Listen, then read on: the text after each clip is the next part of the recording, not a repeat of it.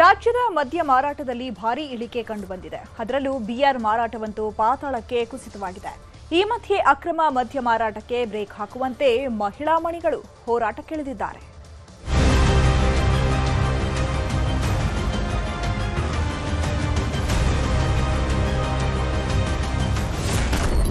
ಕರ್ನಾಟಕದಲ್ಲಿ ಮದ್ಯ ಮಾರಾಟ ಭಾರಿ ಇಳಿಕೆ. ರಾಜ್ಯದಲ್ಲಿ ಮದ್ಯ ಮಾರಾಟ ಪ್ರಮಾಣ ಈ ವರ್ಷ ಗಣನೀಯವಾಗಿ ಕುಸಿದಿದೆ. ವಿಶೇಷವಾಗಿ ಬಿಯರ್ ಮಾರಾಟ ಪಾತಾಳಕ್ಕೆ ಕುಸಿದಿದೆ.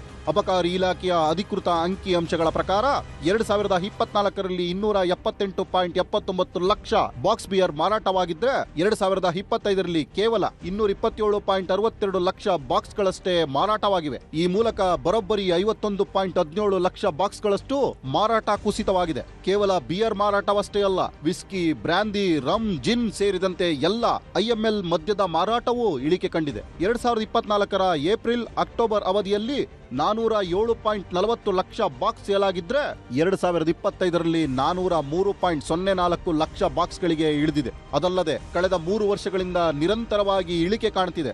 ಇದಕ್ಕೆ ಮಾದಕ ವಸ್ತುಗಳ ಹಾವಳಿಯೇ ಕಾರಣ ಎನ್ನಲಾಗಿದೆ. ಅಕ್ರಮ ಮದ್ಯ ಮಾರಾಟ ನಿಷೇಧಕ್ಕೆ ಆಗ್ರಹ.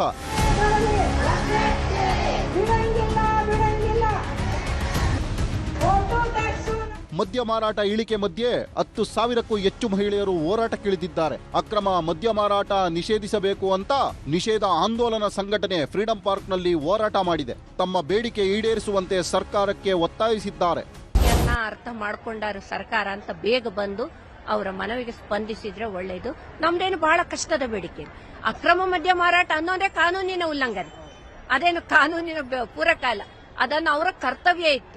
ಆದ್ರೆ ಅದನ್ನ ಇದು ಗುರಿ ಕೊಡೋದಕ್ಕಾಗಿರೋ ಸರ್, ಇದು ಟಾರ್ಗೆಟ್. ಇದನ್ನ ಸರ್ಕಾರ ಈ 2 ಬೇಡಿಕೆಯನ್ನ ನಿಲ್ಲಿಸಲಿಕ್ಕೆ ಬಹಳ ಕಷ್ಟ ಇಲ್ಲ. ಅಕ್ರಮವಾಗಿ ಏನು ಮಾರಾಟ ಮಾಡ್ತಾರ, ಅಕ್ರಮ ಮದ್ಯ ಮಾರಾಟ ಅಂತಂದ್ರ ಪ್ರತಿಯೊಂದು ಗ್ರಾಮಗಳಲ್ಲಿ ಚಾ ಅಂಗಡಿಗಳಿರ್ಬೋದು, ಕಿರಾಣಿ ಅಂಗಡಿಗಳಲ್ಲಿರ್ಬೋದು ಅಕ್ರಮವಾಗಿ ಪ್ರತಿನಿತ್ಯ ನಡೀತೈತಿ. ಯಾಕಂತಂದ್ರ ಮುಂಜಾನೆ ಚಾ ಸಿಗಲ್ರಿ, ಅವ್ರಿಗೆ ಹೋಗಿ ಕುಡಿಯಾಕ ಸರಾಯಿ ಸಿಗ್ತೈತಿ. ಯಾಕಂತ ಚಾ ಸಿಗಲ್ರಿ, ಮುಂಜಾನೆ ಸರಾಯನೇ ಕುಡಿದು ಹೊಲಕ್ ಹೋತಾರ. ಈಗ ಯಾವುದೇ ಒಂದು ಸರಾಯಿ ಕುಡಿದು ಹೊಲಕ್ ಹೋದ್ರಂದ್ರ ಪ್ರತಿನಿತ್ಯ 200 ರೂಪಾಯಿ ದುಡಿತಾರ, 300 ರೂಪಾಯಿ ದುಡಿತಾರ.